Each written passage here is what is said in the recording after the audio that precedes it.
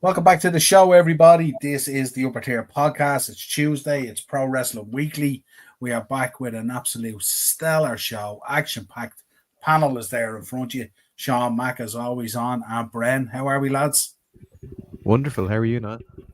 We had a marathon of wrestling over the last 4 days or so. A lot to get through. But we'll work our way through it. But folks, before we start, couldn't bring myself to do the podcast last night with what happened in Liverpool. Absolutely shocking scenes at the end of the parade. Thankfully, it sounds like no one passed away or got killed.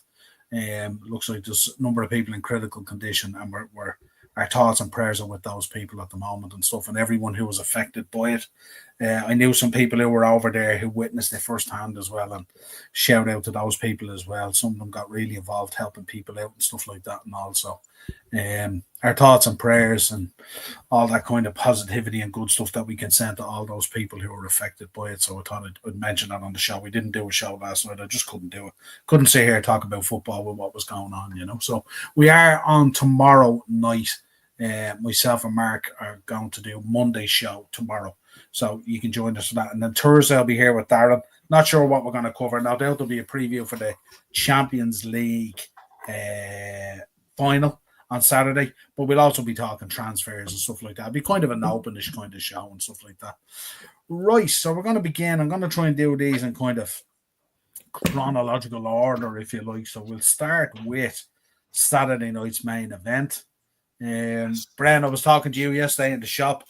Great show, great entrance, great nostalgia, great opening sequence. 100%. But then it becomes the Yellow Pages. I love the music. So I'm an old school guy. I love the music at the start. Starting that fiend stuff. Because that all sounds the same to me. Maybe it's just my old age, but it's Travis Scott. It's your old age until he interfered in the main event of WrestleMania. So it's not your old age. You have good taste. He's shite. I can't stand the guy. But do you know what? I thought Saturday night main event was overall a fun show to watch. The opener was deadly. I was very surprised to see Bronson Reed, I have to say. And I've not been a big fan of Bronson Reed until that. Very brief, but I think they found where he fits now. And I'm really excited to see there wasn't much of an explanation last night, but we'll see where it goes. But yeah, overall, good show. Solid from start to finish, in my opinion. Sean, thoughts? I agree with Bren. However, I think this was a miserable viewing experience for me. And it wasn't necessarily because of the wrestling. It was because of the ads. So I caught this on the YouTube live stream the WB YouTube channel provided. And it's an episode of TV. It's on NBC. I totally understand ads because at the end of the day, this is a business and this is primetime TV. If you watch any TV show right now, whether after the podcast, instead of the podcast, don't do that. Or ever, there's going to be ads. I totally understand that. But I don't know if it was more of a WWE problem or an NBC problem. I think I kind of throw the blame on NBC. But the ads for me really cut into the wrestling. The first match was like what I saw was great, but it could have been amazing. But it wasn't amazing. Not because like it was bad, because I couldn't fucking see it because there were so many ads. I think for the John Cena or Truth match, they showed the graphics saying it was next. They went to an ad break. They came back and showed a video package which showed on SmackDown. Went to another ad break. Then they come back from the ad break. They showed the legends in the crowd. And then the match. So stuff like that was really, really frustrating. I think next time I'll probably see if I can find a stream for the Peacock version. I think they either don't have as many ads or even no ads at all. But the wrestling that I did see, whenever I wasn't getting a annoying WWE logo in my face, I thought it was pretty good. I thought the opening tag match was, it was like I can't even. Yeah, it just makes the whole experience feel disjointed, doesn't it? Yeah, it's like you're watching one match and it feels like it's 3 matches. Like you're expected to come back to Cena just pinning R-Truth. It feels like none of it. Like. It felt like I was seeing no matches because I was looking at the logo the whole time. I think on the last Saturday night's main event, when they went to the ad break, they muted it.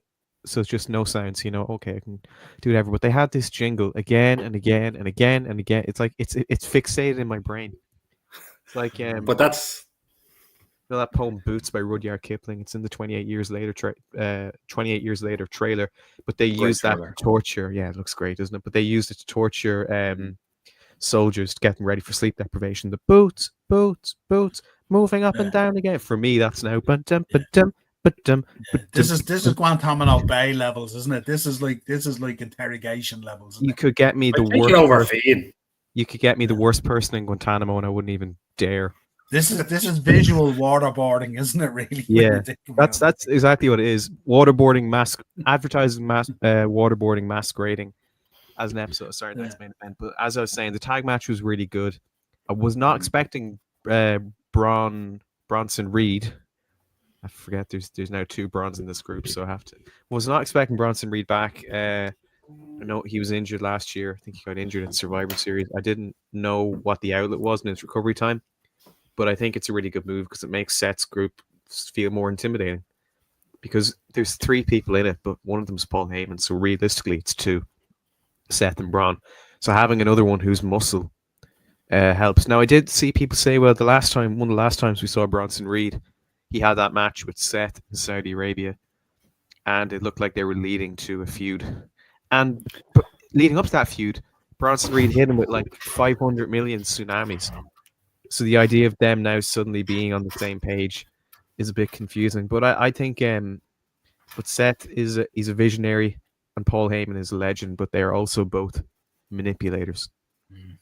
So I think we'll find out later down the line that they manipulated Bronson Reed to be in here.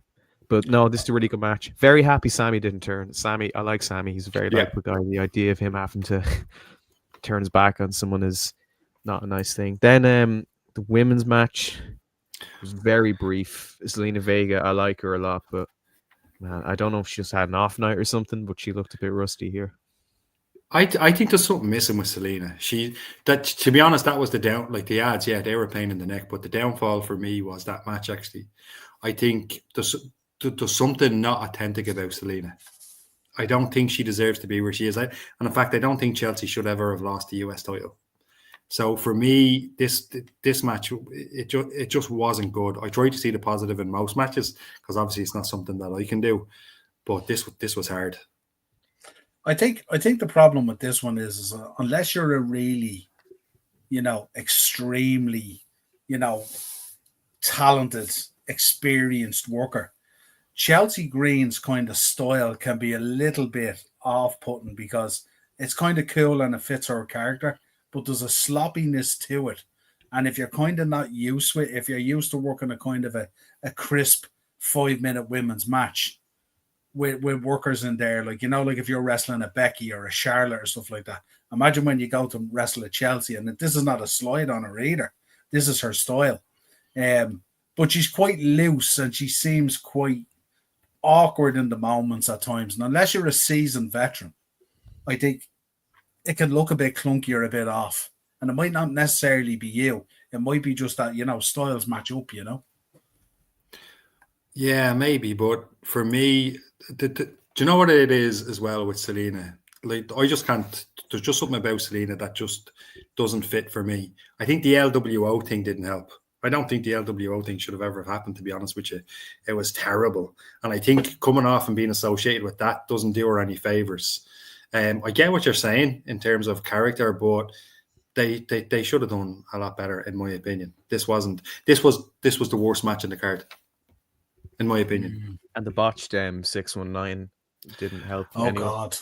I think she missed it, and then she was just stuck there, and then kicked her in the face for real. And she didn't catch it right to get the momentum, and then because her legs weren't out, they were still folded. Yeah, there was no momentum off the swing at all.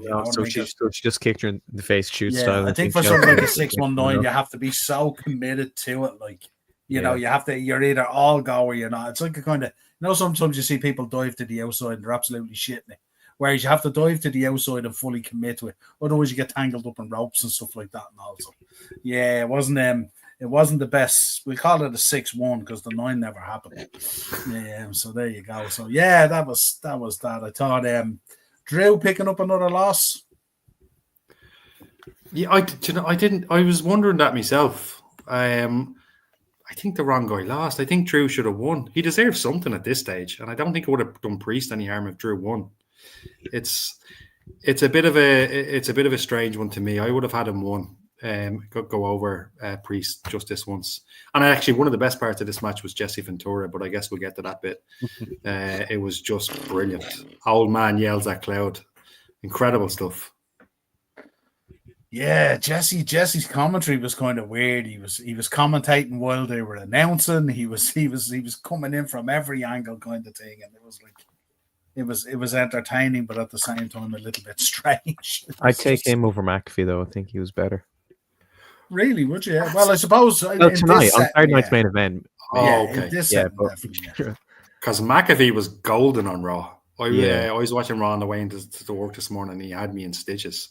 But yeah, no. I like the old school. I love to see Jesse Ventura. So yeah, maybe on that given night. Yeah, I said to Brand yesterday, Sean, as well. That opening sequence with Testori, how he sounds so like me and Jane Okerlund is unreal. It's gnarly, like no, you were telling me that before, and I didn't pick up on it until I really paid attention. It's unbelievable. I will say about this, I don't mind Damian Priest winning, and any other time I'd say Drew should have won. But there's been reports that Drew's been working hurt for a little while now, especially with his neck. So the finish and Damian Priest winning through the cage, as Jesse Ventura was very upset about, is just a way to write him off so he can have a bit of time off to recover. So I think that was the only way they could have done it. I think Jesse Ventura was really funny. Then technically, Damian Priest did nothing wrong. One of the stipulations to win a cage match is escape.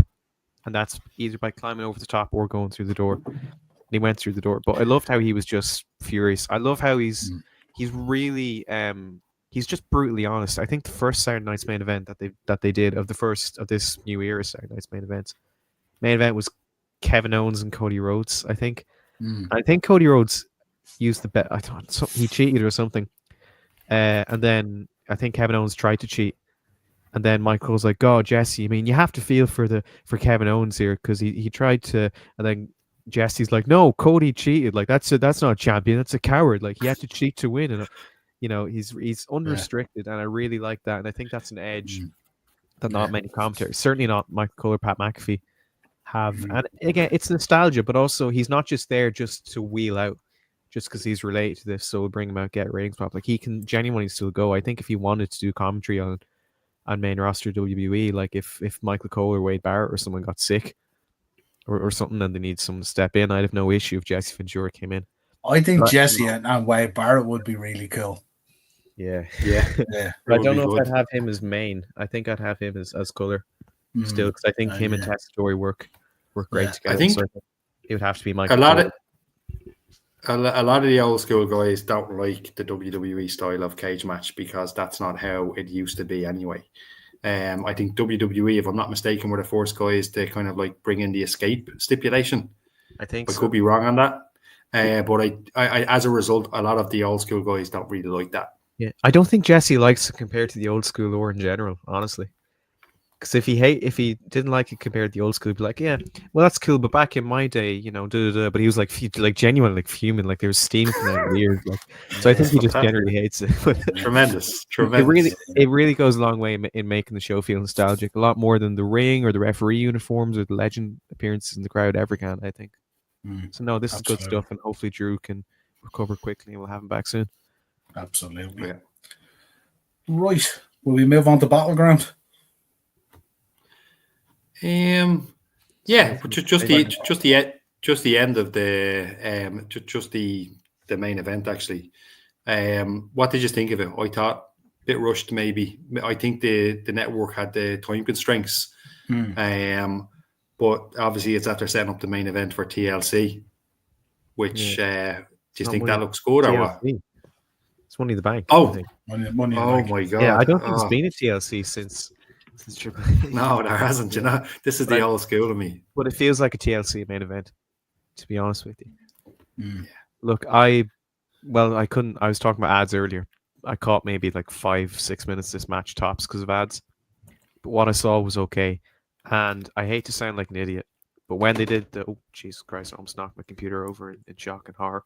I had a very I didn't think of it until it happened. But when John Cena came out, just for a split second, I thought Logan Paul was going to win. I got felt with the worst sense of dread that I can't even describe it. And then Cody came out and saved it. Yeah. But it's a bit of a. I think when I say the pieces put together, they haven't built this at all. But I think people said one of Cena's last matches should be Money in the Bank against Punk. This is a huge downgrade from that, I think. And I say that by Punk, it would have been great, but it hasn't been built. I think the break from Mania to here has been way too short. They're putting out way too much content, and because John Cena's not around, which is an argument for another episode of the podcast, he's still in a prominent position. So you have to build him, but when he's not around and we're this soon to thing, you can't build. So I don't know if Punk would have worked, but this doesn't really feel like a good alternative. We'll have to see. Well, I think this is kind of what we seen at the main event was the story arc. Well, not the main event when he was going up against Ron Cena, because he hesitated again. So we're seeing it, and it's ever so subtle, but it's brilliant. So we'll see what happens. Ron Cena. Yeah, I think that's a real problem, isn't it? At the moment, everything is just clustered on top of each other, and there's so much stuff going on. Right, let's have a chat about Battleground. If it wants to come up, Ron Cena the way I'm Bing chilling. That's it. I can't. That T-shirt is on my to get list. That's a brilliant T-shirt. And it's actually out. Like, it wasn't just made for a piss take. I think they're selling it now. No, they are. They're selling it. So I'll have that ordered. I have it sorted. Don't worry. I'm on it. Thank you very much. I love a bit of R-Truth. Right, lads, what did you think of this? Talk to me. Sol Ruka, who we've spoken about so many times on the show. That finisher is awesome, I have to say. It's very error prone, though, isn't it? Like, if she misses that even by a little bit, the Internet wrestling community would rip her apart. Yeah, you're sculling each other, aren't you? Yeah, no, I'll be honest. The IWC, though. Yeah, but that, like, as I said, like a few weeks ago, you could win the lottery on their behalf, and they'd still find a reason to. Yeah, I tried to do a dual monitor thing where I had Double or Nothing on one side and NXT on two sides, and I wouldn't normally do that because NXT normally starts at 12, but for some reason they did 1 o'clock, so it would literally be at the same time as AEW. I caught the first match, and by the second match, my head almost exploded from two things happening at the same time. I was floored almost. Well, I was on my bed, but also just my brain was like having a meltdown, so I had to turn this off. And I watched Double or Nothing, but I did catch up with this. I thought it was a really, really good show. While I was watching it, I did catch Sol Ruka and Klein Jordan. I thought this was an incredible match. I think Sol Ruka is really talented. That finisher in particular is, I used to think Ember Moon had the best cutter or the best top rope cutter of the women in NXT history, and then I saw this, and I think it's much better. Kalani Jordan looked really well. Sol Ruka, as we said, is always a star, always like really crisp and smooth. And because she has that skater gimmick, so she can be a bit looser and a bit kind of rough around the edges. But I don't think she is. I think she's just really seasoned and really a really good wrestler, and I have no problem with her winning this match. I don't think Kalani Jordan is really. Well, maybe not built, but built to the point where you could actually see her being a credible challenger. And there's moments where you think she actually beat her. I don't think that was the case, but a great win for Sol Ruka. Yeah, absolutely. Go ahead, bro. I was just going to say, just back to the finisher, I was a bit taken back when I seen it. It's one of them that it's like, how is that possible? Again, not something I'd be able to do. So yeah, pretty cool. Yeah, absolutely. Then we had the NXT Tag Champions in the match, 6-man, really, so nothing nothing really. I don't think people would have focused on that too much, nor would they have focused too much on Stacks and Tony D'Angelo that much. Obviously, all roads go on. Yeah, I was just saying, Stacks and D'Angelo, they were a beloved team. Then they broke up, and then like Stacks showed up to Tony's house, so maybe. But it was grand, I suppose. I will say about the tag match, the Culling is not a good name for a team, and I caught it's terrible. Yeah, And the promo that they did beforehand, they showed like a video package of them meeting in a very dark room, almost like the Irish Republican Brotherhood. And it wasn't Sean Spears. I think he's good at many things. Promos still haven't fully landed for me. The culling as well, like it's like consider what's going on at the moment in WWE with cuts and culling and everything and all, you know. The call one of your tag teams, the culling is like, you know, you nearly want to be strutting around nearly like old school Vince McMahon with a clipboard or something. And the worst thing crazy, is, like. The worst thing is if anything get released, that's going to be a meme. Imagine, of course, the culling of the culling. That's a dark side of the ring. WWE have come to terms with the culling of the culling. yeah. Let the culling hit the floor. There we go. I can't wait to talk about that, by the way. Stephanie Vacour defeats Jordynne Grace. Sean, Stephanie Vacour. I was honestly expecting Stephanie Vacour to drop the belt. Yeah. Because she's on the main roster now. And Jordynne Grace is rising through the ranks. Not sure what they'll do. Maybe they're saving it. I know Evolution's coming up, so they might do something there with Stephanie. And especially now they have the NXT roster and the TNA roster. It's going to be really, really deep. But I still think this match is really good. These two are probably two of the best women's wrestlers in the world. There's no way you can put them together and not have anything but a great match. And that certainly was the case here. Again, a little confused about Stephanie winning when she's going to be on the main roster. Probably not very much in NXT. Keeping the women's title on her seems a bit wasteful. But we'll have to see where it goes. But I thought this was really, really good. We'll get into it. Don't worry, Jilly. We'll get into that. Don't worry. We're coming to Double or Nothing. That it's a show in itself, really. Obafemi defeating Miles Bourne. Bren. Do you know what, that Miles Bourne fella? He's a mirror image of Randy Orton. Like even when he got on the ropes and he did that, and I was like, wait, is that Randy Orton? It wasn't anyway. It was himself anyway. This was deadly. Obafemi's he's part of the future. But overall, I was and I like Miles Bourne too. I like what I'm seeing of him. So overall, it was good. I think the next match that we're looking at. Sean, come on, lead into it then. Trick Williams defeating Joe Hendry to win the TNA World Championship. Bit of a shock. Did you see the last? Sorry, go on. Oh, no, sorry, Brian, you go. Sorry, I couldn't hint you there. I was gonna say, did you see the last shot of the show? The president of TNA. Yeah. After his main guy just lost the belt on a WWE show. This is going to be a great partnership. Pissed. Yeah. I don't know how much that was character and how much that was this fucking company that just signed it. What do you make of the dropping of the belt? Are we saying is Joe Hendry going to come over to the other side full time or something like that, or what way do you think it's going? Possibly, but Trick Williams is great, so it's not like he dropped it to a jobber or something that wasn't. No. But at the same point, it's still, again, I can imagine the TNA president going, "Oh yeah, how long's left in this contract?" But no, this is a good match. Joe Hendry, I feel they want to use him a bit more in WWE, and I've always found him to be much more interesting in his extracurricular stuff, his music, his promos, his music videos when he did them back in the day. I always found his in-ring work to be not terrible. Like, I'm not saying he can't wrestle, he absolutely can. Just fine. Now, world champion material, I'm not exactly sure of what I've seen of him anyway. I know he held belts in other places. But Trick Williams is the whole package.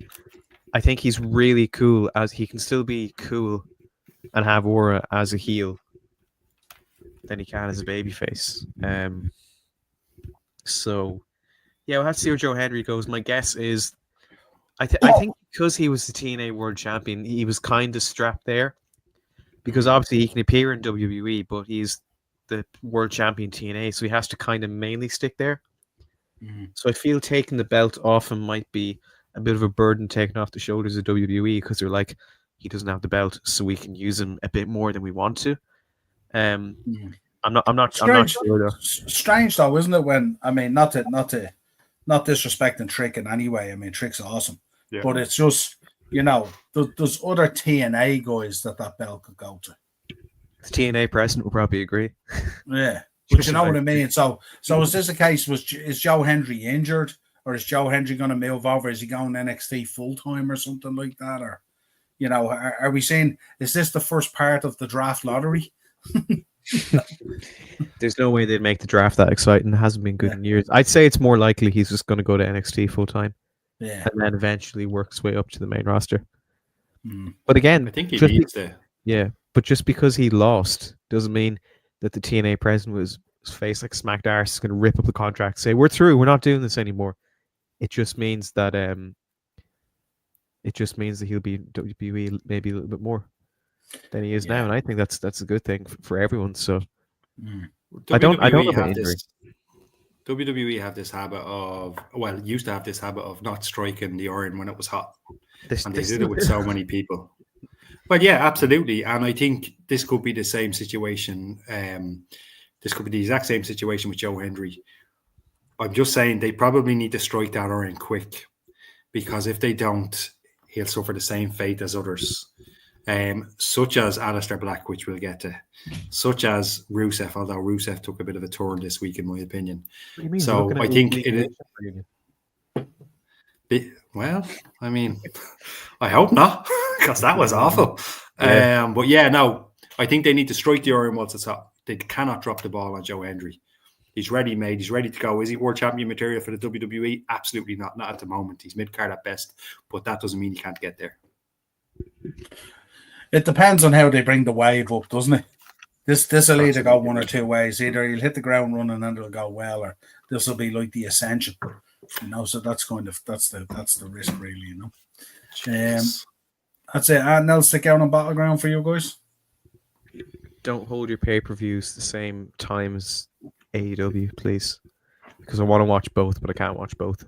Well, it sounds like that's going to continue, doesn't it? Yeah. He did something in August, didn't he? Yeah, Tony Khan addressed it there yesterday. I think it was saying that they keep on doing this. Yeah, I have one head, one set of eyes, and one can of Monster Energy, and that enables me to watch maybe 1.5 shows.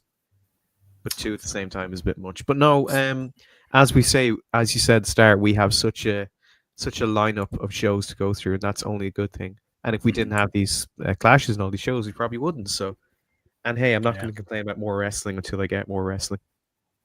How long was Double or Nothing in the end? Oh my god! Oh fucking hell! Wait, is it still going on? No, yeah, it's probably still going on. Yeah, they probably restarted the Owen Hart Memorial Cup or something. Picture this here, right? So this is Battleground, right? So keep that in your mind, because I can't do both at the same screen. This is Double or Nothing. I had to squint when I watched it. Well, you won't have to squint on this. I'll call it on, because we're not going to go through every single damn bit of it, because it's just insane. Apparently, it was 5 hours 37 minutes. 5 hours 37 minutes. If it helps, when it started, the light outside my blinds in my room were black, and by the time it ended, they were bright as if it was like 2:00 in the day. It had gotten bright and they got black again. No? Yeah. No, I really, really enjoyed the show. I really, really liked it. It was a lot of fun. Sometimes with AEW, I say sometimes it's long. It's always too long. But when the card is, as the youth would say, all killer, no filler, it can fly by. I feel in this case it did fly a little bit. Would you enjoy this better if it was 2 nights? I think it would make it easier to digest. But when you have 2 nights, you feel you have to kind of puff it out with filler. And AEW absolutely already does that. But no, I really enjoyed it. And we talk about length. The first AEW Double or Nothing was 6 years ago. So effectively, outside of anything that happens in Texas, Australia, or London, this is their biggest show of the year. So if one show has to go maybe a hair longer than it should, it's okay if it's this one. That's just my feeling on it. But if it's, and I can understand if you watch this the day after, sometimes if I miss AEW or any pay-per-view, I go, oh, there's 6 matches. Well, I can watch 3, go to bed, and watch the other 3 tomorrow. So if you cut this card up, I imagine it's fine to get through. But if you watch it all in one, it's a bit much. But saying that, I still really enjoyed the show. I'd be dying for a post-mortem here. Absolutely. It should have been 2 nights. Absolutely should have been 2 nights. I don't think AEW, I'm not saying their pay-per-views aren't good, but I don't think AEW are nowhere near where WWE is. WWE can do that. They can put on 2-night shows. They can put on 6 and 7 hour shows. AEW, I just don't think they're there yet. And this was way too long. They can put on 6-7 hour shows. Not like they can, just they can. Because they choose to. I know. I just think for me, the problem for me is if you get really good stuff in the first 3 or 4 matches on the show, because the show is so long, you kind of miss them then, and you're focused on the next batch. And it's not even from a ticketing point of view, not even from a revenue point of view. I just think from an absorption point of view, I think you kind of like you leave Double or Nothing, and some of the highlights from earlier in it, you kind of discard because you're in the height of the other stuff. So to absorb, as Sean said, to absorb it all in is tough, But should they not be going for the casual fan? And to me, if I'm a casual fan that didn't, should they not be aiming towards the casual fan and then eventually build up that fan base for this? Because to me, if I'm a casual fan, if I'm just a WWE guy and just not an overall wrestling guy, and I say, do you know what, I'll give Double or Nothing a watch, I'd have a pain in the arse within the. Do you know what the problem is? The problem is with the casual fan is. If you're a casual fan, do you mean by casual fan a WWE guy? If you're mainly, a WWE guy, you're all in on that, and you don't care enough about this to put your heart and soul into it and to give up 5. Like you're talking about giving up 6 hours here of your wrestling time for that week, and you're already getting hit with Battleground, Saturday Night's Main Event, regardless of what you think about the quality or anything else. Yeah. You're not gonna, if you're a casual wrestling guy, you're not gonna look at this card here and the stuff that should stick out you isn't gonna stick out you because you don't really. A lot of the guys you mightn't even know, you mightn't even be aware of in terms of some of the stuff that sticks out that maybe me or Sean will go the Sons of Texas, Dustin Rhodes and Sammy Guevara, or whatever it is that sticks out to you. You know what I mean? The casual guy ain't even going to see that. He's going to gloss over it. He's going to look at Mercedes Moné because he knows them. He's probably going to look at Bobby Lashley and Shelton Benjamin and MVP because he knows them. Sure. You know what I mean? But there's so much more that you miss in between then, and that's the real problem. So, and I don't think, to be honest with you, I think they do a dreadful job of marketing themselves as well. I really do. I don't think they make it as big a deal as what it kind of evolves into at times. You know what I mean? As Sean said, this was a really, really good show. But it goes by, and this is their show. You know what I mean? This is Double or Nothing. This should be a big deal. You know what I mean? But they pan it out there nearly as a dynamite with a new ring skirt. You know what I mean? Instead of it being a big, big deal. And I don't mean that in a bad way because I enjoyed the show. But let's start. Sean, you kick us off then. You enjoyed it. Where do you want to start? You want to start with the Owen Hart, Women's Owen Hart? Yeah, I couldn't give less of a shite about the buy-in. Women's Owen Hart final was really, really, really, really, really, really, really good. I didn't realize I said really that much, but I enjoyed it. Bottom line. I've seen some people a little bit upset about Mercedes winning. Yeah. I understand that, but Jamie Hayter looked great. I know she'll be back. I know she'll probably be doing something of consequence in Texas. And I think Toni Storm and Mercedes, or Toni Storm and Hayter, would have been great matches. So it's not like one was great, one was terrible, and the one we didn't want to win won. They were really back and forth in this match. I don't know if it was a botch or something, but what do you even call it? The cradle DDT pile driver, the finish. Yeah. Where I think she tried to do a small package, but she ended up spiking Jamie Hayter on her head. Yes. I don't know if that was an accident or not, but if it wasn't, it looked brutal. And I think we have to get rid of the moneymaker because she can hit it to save her life and use that instead. Mm. And again, it wasn't cheating. It was just a chess match. She just outsmarted her. People complain about roll-ups and not winning clean. A roll-up is legal. wrestling can sometimes be a human chess match where someone makes a move and looks like that's it, and then the other person just uses their technique and strategy to make another move, and then all of a sudden the match is over. But this is really, really good. That finisher by Mercedes. I thought Jamie Hayter was concussed or something. I don't know if that happened to anyone else. I think it did actually happen to Shad Gable on Raw. We'll probably talk about it when we get to it. Yes. Yeah, Jesus Christ. Yeah, there's ambitious, and then there's too ambitious, but that wasn't it. Yeah. But no, great opener. Looking forward to seeing Mercedes and Tony in Texas. And also, just so you know about Texas, it starts at 3 p.m. Eastern time, which is 8 o'clock here. So you'll be able to watch that and relax. And then I think finishes at 8 o'clock the following evening. Yeah, probably will. Yeah, but an early start time. So just like London, you can kick back and relax. Just on the roll-up, Sean, the roll-up is probably, and I've seen somebody else say this, so I'm stealing off Simon Miller from What Culture. The roll-up is the most devastating move in the history of the WWE. More matches have been won with a roll-up than any other finisher. And when it's done too much, it can feel like, oh, of course, I'm with the roll-up. But again, it's strategy. Yeah. I'd rather pay for her AI tech scam than watch her wrestle. Do you know Shout out that yes. Was it $100 for that?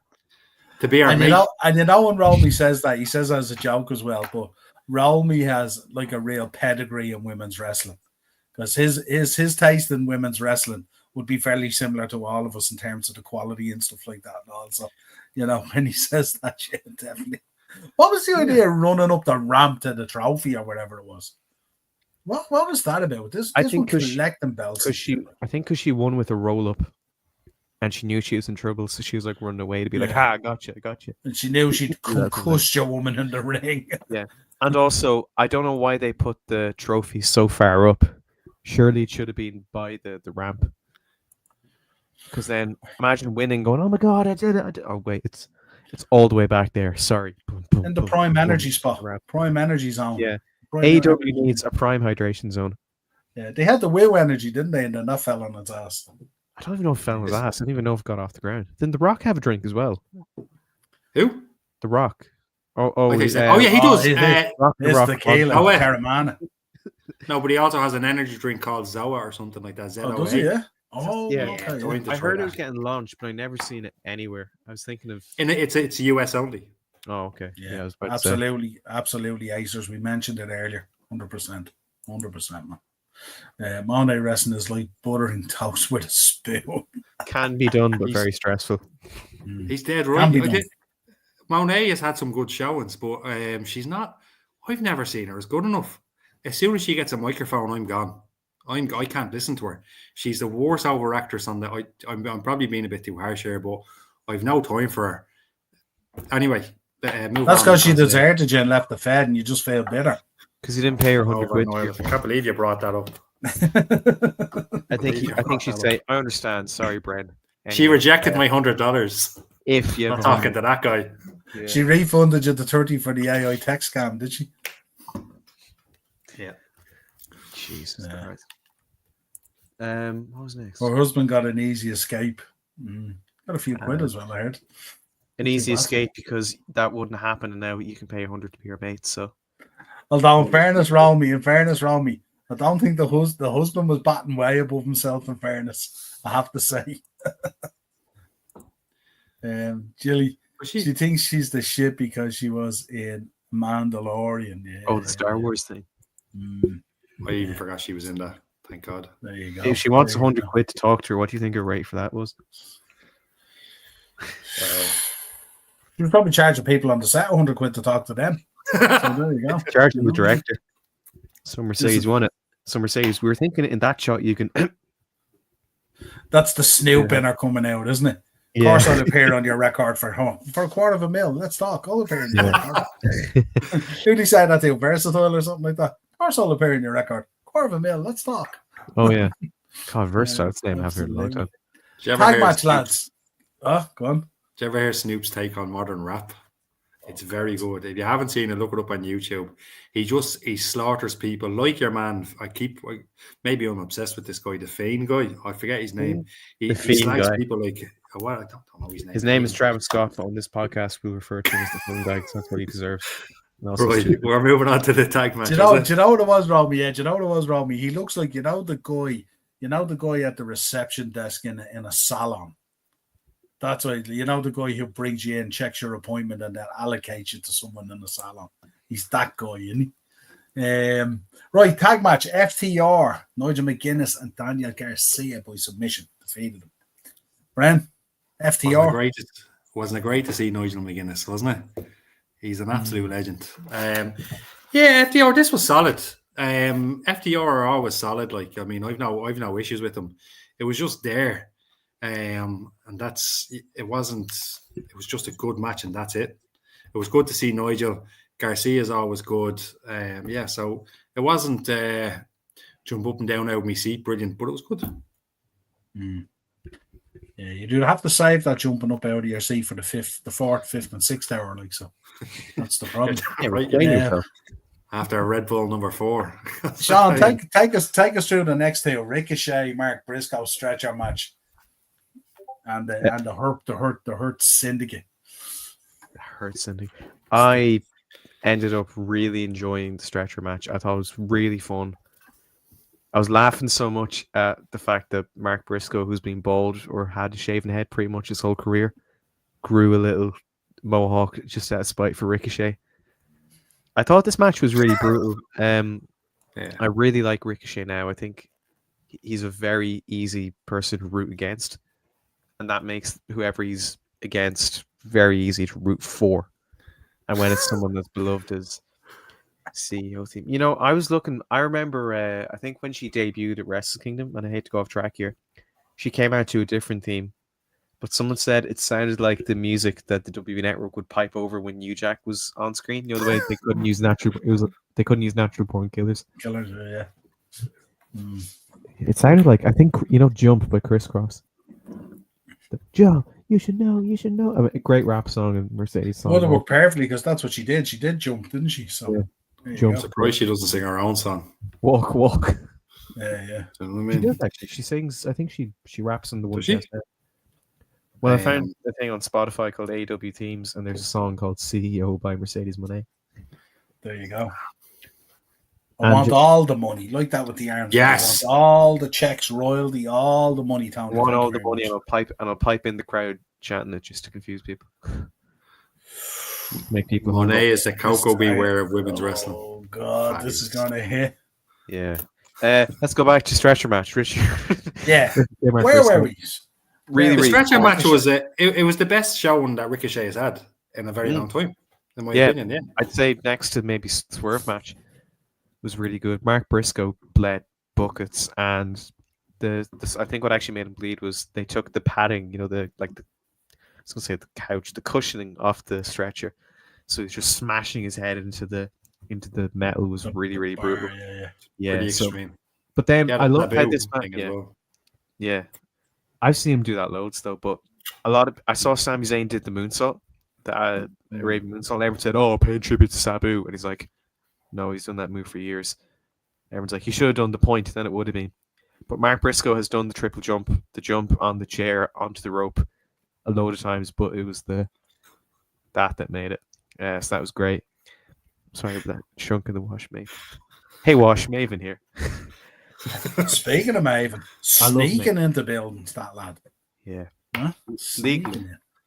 If anyone else did it, they'd be like arrested. Yeah. Just strolling in, snuck into the building. Hi, Tony. You just walk up to Tony Khan. Hey, parking meter man, Maven here. Love it. In 2004, I had the coolest job. Shrunk in the Wash Maven. Yeah. And in 2025, I had the coolest job in the world. I snuck into wrestling companies backstage. But no, I liked how this match had room for brutality, but also funny spots. So Ricochet sprinting back into the ring when the ambulance got opened. Briscoe taking out the bucket with all the cleaning stuff in it and shining up Ricochet's head. Yes, it was so good. It's hard to get behind Ricochet though, isn't it? He's such a pissy, moany fucker. Like, you know what I mean? Like even outside the character, he's just online, just fucking bitching and pissing and moaning about rubbish. You know what I mean? He's one of the most annoying guys on Twitter. hands down. He responds to every little fan, like, and it's petty. It's petty, and with respect to him, what some of the fans are saying is legitimate. Some of his matches is just basically gymnastics. Imagine sitting home with Sammy, though. He's sitting home with Sammy. You know, they ruined my career. They wouldn't give me any creativity, and you're just there. Fuck off. Leave me alone. I don't care. I'm here trying to make music work for me here. You cost me my job too. Sure. Yeah. But it makes all the worthwhile when he's in there, so you can see him bump. But this was a really, really fun match. Mark Briscoe did get some sort of not comeuppance, but he came back for Anarchy in the Arena, so all wasn't lost. So get behind Samantha, no problem. No comment. No comment. No comment. He ain't wrong. Yeah, and then the tag match for me outside the 6-man was probably, I don't know about weakest, least good, I'd say. It was just a pretty standard tag match. Obviously, the main deal with this is MJF trying very hardly but failing very badly at not getting on their bad side. Not getting on her syndicate's bad side. You could tell he was trying to cheat a few points, and they were telling him to not, and he was getting very nervous. Like, sorry, I'm just trying to help. I'm just trying to help. So that was really good. Sons of Texas. I don't think there was any doubt in my mind that they weren't going to lose in a pretty unremarkable match. So, but saying that, I love Dustin. Yes, not crazy about Sammy Guevara, but the match was still good. The Hurt Syndicate are brilliant. Their theme is just sensational. MVP, every song that he's been on for theme has always delivered. I put him up there with Cena as like the best wrestler turned musician. Yeah, but he doesn't have a multi-platinum rap album, does he? Like John Cena. Yeah. I mean, but he had his own inflatable tunnel for his entrance. Yeah, but so did Bailey. But this match to me did exactly what it was supposed to do. It moved the Hurt Syndicate forward. And look, it was great to see Dustin. Dustin's brilliant. He should have had a title run he should have had a WWE title run. I'll die on a hill for that. He should have had a WWE title run in the late 2010s. It would have been his gold dust, though. Can you handle that? Yeah, MVP does a diss album on Hogan. MVP did a diss track on Bobby Lashley when they were in WWE. I don't know if people know, but it's called Fall Mighty, but it's on WB Music YouTube channel. I don't think it got released anywhere, so it's under the radar. But it's good. Check it out. Yeah, absolutely. Where are we? At the end Okada. of the together, just to make this track look Okada versus Speedball. Sean? It was brilliant, wasn't it? I love Speedball Mike Bailey. Always loved him from the first time I saw him over here at our shores. Yes, and he was very good. His career kind of was a bit slower to get off than normal because I think in 2018 or 2019 he actually lost his visa, so he couldn't wrestle in America for an entire year. He spent all that time going to Canada, going to Japan, going to Tala, and wherever else he wrestled, and going to South Circular Road, hitting all the wrestling hotspots really. And when he got signed, I was thinking he's going to be incredible. It's very rare of an occasion that I will watch a Speedball match and be in a worse mood than I was by the time it's over. He always puts a smile on my face. He always is so much fun. And Okada now, not so much that he's gotten away from the Elite, but now that he's like on his own and the Elite were doing their own thing, I think he's serious. Yeah, he's much better. Yeah. He can still be a heel, like a funny heel without being like goofy. And Speedball and him work together so well. Just like the tag match, I didn't see Speedball winning, but there was maybe a few times where I thought he was going to. And then the finish was really brutal. I don't think so. She went back. No, that's on fire tonight. Look at this lad. This lad is dropping Slammy awards here. Dropping Slammy awards. It's going to be a very long episode. We're only 49 minutes in. It feels like 2 years with these comments. Oh, it's this double or nothing though as well. We're still talking about it. We're all a 3-hour show, and even then it's Sure. This could end up being a 3-hour show the way this is panning out. Strap yourselves in, lads. Get a beer. Yeah, but no, absolutely Yeah, for a while. fantastic. Brilliant match. Absolutely adore Speedball. Nothing lost for him at all, even though he didn't win the match. He still looked incredible. Was probably my favorite match tonight up until Anarchy in the Arena. But no, brilliant win for Kazuchika Okada. And long may Serious Okada, who puts in really good shifts against like-minded good wrestlers and away from the balding bucks, as Cornette calls them. Long may that continue. It's a demonstration from the company as well, isn't it, to put him in there with Okada, because Okada is such that legendary figure as well. Yeah, You know, they so wouldn't it's throw him good. in there if he was great or wasn't any good. So yeah, I think absolutely. it's really good that he's away from the elite, because I think history has shown, and I think it continues to show, that any association with the elite isn't good. It's just not good. They're juveniles. They're not very. They're way overrated. Previously, it used to be good. Being associated with the elite and the Bullet Club and all that was very good for a lot of people's careers up till a certain point. You know, so yeah, they're just I don't know. And they like Jim Cornette. He loves the big guys. Like, he thinks all wrestlers should be muscular. I'm not necessarily of that, but like the Young Bucks look like they go to school in Blanche. Do you know what I mean? They look like they go to Coolmine School or something like that, and they're just finished their leaving cert. It just doesn't do it for me at all. Sorry, that was an obscure reference that we didn't need today. I will say I like Kenny. I hate the Bucks, but Kenny's cool. I didn't even go to that school. Oh yeah, cheeky bugger. There you go.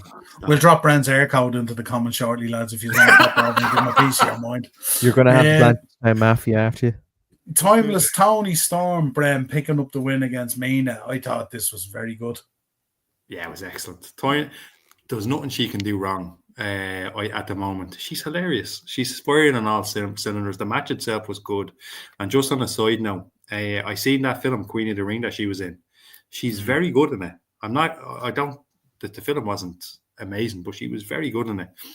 But yeah, no, love this. And I love Tony Storm. And I could watch Tony Storm character forever. I think she's one of the best women characters and wrestlers to watch. And it's brilliant to see where she came from up until now. So I hope she beats Sasha Banks, Mercedes Moné. We'll get to that shortly. Don't worry. We will have a chat about that and see how we think it's going to pan out. Sean, I should say. Anarchy in the Arena match. This is where Tony gets everyone and goes, all you guys, we have a clusterfuck pan for you guys. Get in there. Go on. Get your pay-per-view pay off. This is the Andre the Giant Battle Royale. On crack. Yeah. I kind of enjoyed this one. This is probably one that I have enjoyed. I don't typically like Anarchy in the Arena. I think it's overbooked to the point of absurd. It's always way too long. But that wasn't the case here. I had an absolute time of life with this. I feel Anarchy in the Arena, it's also a way of Tony showing, oh yeah, I own all these licenses to songs.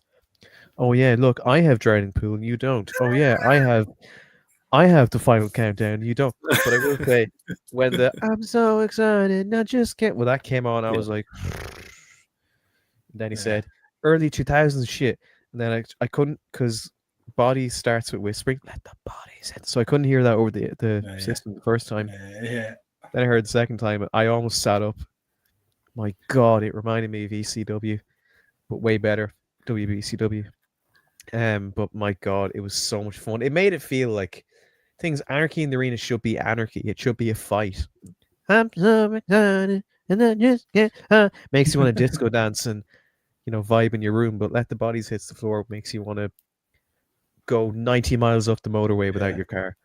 And it's like the cameramen, once they announce, okay, next up it's Anarchy in the Arena, and the cameramen are going, oh fuck, how many spots here now am I gonna miss? Yeah, and I hated Anarchy in the Arena because I went when they did it in London the first time. So I'm sitting all the way back here, and they only showed the screen of what was happening in the ring, and then like a split screen of what was happening backstage. Yeah. And then Eddie Kingston was fighting with the Titantron. He wasn't it was so hard. You couldn't see any of it. This is a match that requires WWE camera work, doesn't it? Because WWE camera work is so smooth and on point and generally doesn't miss anything. a matter of fact, WWE camera work shows us too much. Lads planking their heads off grounds and stuff like that. We get to see it all, It's like, I don't know. No, Drowning Pool being on this was such a cherry on top. I was trying so hard not to wake people up from singing it or anything. So good. Made it feel like a war. Let the bodies hit the floor. Like, that's what Anarchy in the Arena should be. It should be murder. It should be a clusterfuck, but a violent one, not a fun one. Like, people who aren't teams who have to join together, and they have an entire arena as a battlefield. When Justin Roberts says, "Oh shit," or "shit's about to hit the fan," it should. That's the vibe you should get from these matches, and music helps that. And my God, Drowning Pool. Obviously, I'm a huge new metal head. I have that album in my shelf over there, so that's nostalgic for me. But some of the spots in this was well. I see Shibata as the first person that comes up here for me. My eyeline, him throwing Wheeler Yuta into the bin. Willow Nightingale having her ear hooked up to the ring post. The forklift spot. Swerve stapling everyone and then getting a staple in his tongue. All the moonsaults off stuff. Joe not being there. There was a part of me thought when he wasn't there I know he came out in the end, but when he didn't come out with the ops, I had a feeling that the twist was the Death Riders had actually picked them up. The Death Riders and/or the Young Bucks, we would have been with them, but I'm glad that wasn't the case because Christ knows what would happen if we had Samoa Joe in the Death Shiters. But no, absolutely brilliant. Completely off the wall, insane. As mad as Bag Cats, as mad as the Duracell Bunny, as mad as ran out of references, but no. Shadowplay hit the nail on the head. It was a Michael Bay film, 100%. Yeah, like so crazy and so awful, but so fun, and you're in for the whole ride, and that's what it should be. And Drowning Pool, please, can we please, as a country, as a community, get Top 40 radio and shit hop out of wrestling. Good hip hop, rock, and new metal only. Nothing else will suffice. Yeah, see that let the bodies hit the floor. That's on my Gym Jams playlist now. That's part of that. When that song comes on in the gym, God help anyone. I lift those sevens like a mad thing. I do. You should see me when that song comes on. There's 7.5s, don't lie. There is no sevens in the gym. There's only 7.5s. That 0.5 is very important. Makes you say bad morning to your boss. Yeah, it's tremendous. And just to give you an idea, I hate to bring this prick up again, but imagine this. So everyone doing all this, and then you hear Fiend. You get World War II flashbacks to Mania, and also you're like, this sounds like shit, and it doesn't contribute to the match. You need something to contribute to the match. If it doesn't have electric guitar, you know what to say about John Deere tractors. If it's red, keep it in the shed. If there's no rhythm guitar, if there's no double guitar, it won't go far. If it's red, keep it in the shed. Yeah, it's a regional thing here. Oh God! There's a reason we look back at. Or if it isn't red, keep it in the shed. I can't remember, but it's one of those things. I'm too civilized for tractors. I'm more into wrestling. Wrestling's my gateway. There's a reason we look back at videos like the WrestleMania 17 video package, and we look at the music. We look at the My Sacrifice video, the My Sacrifice song, and what that did for wrestling. Lonely Road to Fate by Kid Rock. That's the golden days. Them and Jim Johnston, incredible stuff. And now, so see when Raw starts and SmackDown starts, and they just go, what is that song that's playing behind them when they're talking? It's probably one of the worst pieces of music I've ever heard in my entire life. It's terrible. It's cabbage trap music made on a calculator, recorded by a potato. Can't stand it. Sorry for the rant. I just can't stand it. I mean, it's not terrible, but yeah, I'm a big music fan. When you look at what wrestling is in its essence, it's physical competition. If you go further, it's maniacs covered in baby oil battering the piss out of each other. It's war. That should be rock. That should be something that gets your heart bumping, your feet thumping, something that makes you hyped. Fiend does not get you hyped. But agreed, it's a package. Yeah. It's a package, and we need every single bit of it But when you hear something like Fiend, like every time I heard Fiend at WrestleMania, we're talking about this way too much, but every time I heard it, I was like, you know what I mean? Yeah. And the other thing, we talk about like old packages. I was at Limp Bizkit. Baby old baby. Okay, wrestlers who are covered in perspiration. I'll put it that way.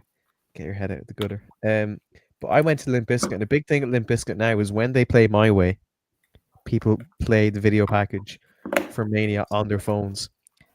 A big part of Austin Rock having the legacy it does is because they're great wrestlers. The build was good, but the video package, the song, gets you hooked and makes you remember it. And Fiend will never do that. If Fiend was written, do you know the Black Sabbath gig that's coming up? Yeah. The whole undercard, the special guest lineup. If all of them got together in their primes and did a version of Fiend, it still wouldn't get me hyped like Bodies would. So the music is essential to the impact. It goes deeper than that as well, I think. And I think one of the main reasons we don't connect to as many wrestlers as we do, as we would have back in the day, is because it is something as simple as the entrance music. It's something, it has to be a complete package. And when something like that's off, it's weird. And that's why the generic, I don't know who does the music, but they're a pain in the arse. Deaf Rebel. Tone Deaf Rebel. Rebel. Yeah, Tone Deaf Rebel. Spot on. We'll stop now. Where we get Rod Stewart, Maggie May. Yeah, 100%. God, Rod Stewart. I take Deaf Love Rebel. Rod Stewart. No, love Rod Stewart. I'm just sitting back listening to this flow. I'm loving this. Yeah, sorry. For such a forgettable moment of WrestleMania and a forgettable song, it's on here every week. It's memorable, but not for the right reason. We do need to let it go. And in fact, we need to make this show a no Fiend show going forward. The reason we don't connect with a lot of wrestlers, a part of it is the music and stuff like that, yeah. And the other part of it is they're shite. Let's be honest. I find it so yeah, like I can agree with but I do find it hard because again, I say it again, it's something that I can't do. I tried to wrestling train. I tried to do wrestling training once. Actually, I went to 3 of them. Can't do it. So what those guys do is incredible. But yeah, no, actually, in saying that, I think that I don't know. I think I just wanted to tell you I did wrestling training and I was shit at it. A man once said on these shores at a seminar, never downplay the importance of a ring jacket. So there you go. I think I know what that was. You do. Was it Raven? We won't quote him. Nevermore. Oh yeah. Okay. Nevermore. There we go. Where are we? WrestleMania music now is like getting your nips waxed with sandpaper. He's not wrong though. No. Listen, we got him thinking Limp Bizkit. Don't tell me you love Flow Rider, obviously. Flow Rider's class. WrestleMania 24. Quality. Yeah. There's a throwback. Yeah. Awesome. Before I got into DVDs stuff and tape trading, if anyone asked me who's WWE's favorite band, I'd say Flow Rider, obviously. I remember seeing a piss take headline saying WrestleMania set to be cancelled as Flow Rider not available. Huge. And again, Flow Rider at his worst is better than his name. That was a reporter. That was a reporter who hit the space bar by mistake. That's all that was. There's a gap in it, but it's because the font was white. What about Pitbull? He only did was it 30? I love that song, Green Light. I think Luke Littler actually uses that song as he went to that Mania, and that was the theme. That's why he. That was great. I think that was actually, this is weird, but the first Mania I ever bought on pay-per-view was that Mania there. I would take Mr. Worldwide over Johnny Fiend. Johnny Fiend. The Fiend. You know what I mean? Johnny Fiend. Schmavish Schmott.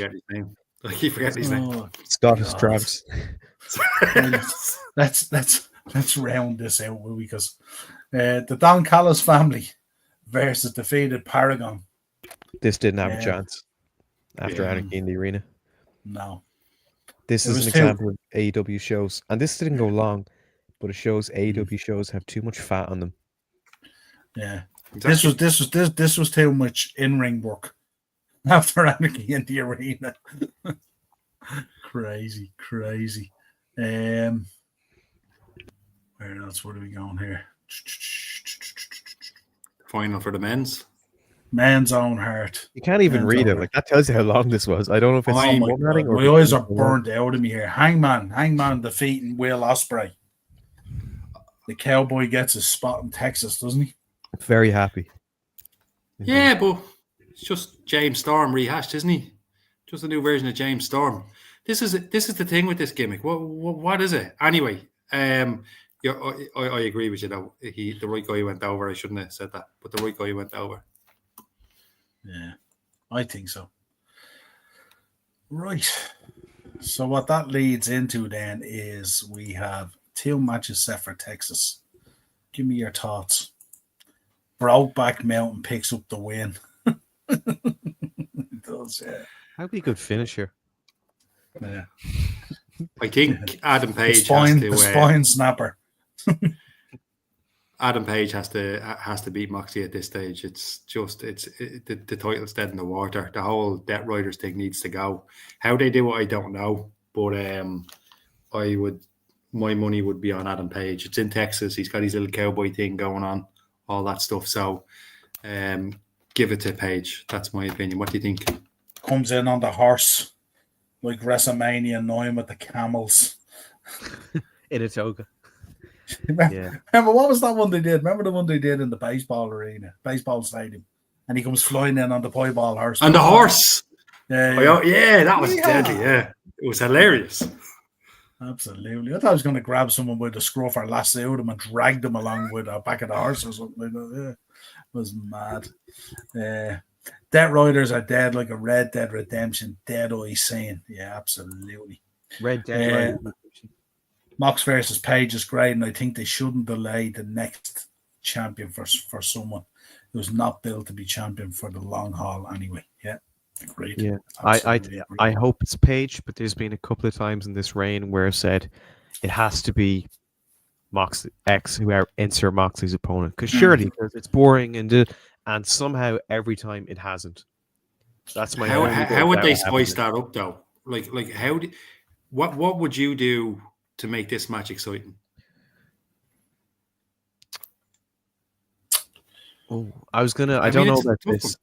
I don't know about this, but because they had one, I think already. Mm-hmm. But because it's in Texas, part of me thinks that they may have somewhere in this card. Don't know if it's going to be for this match or another match.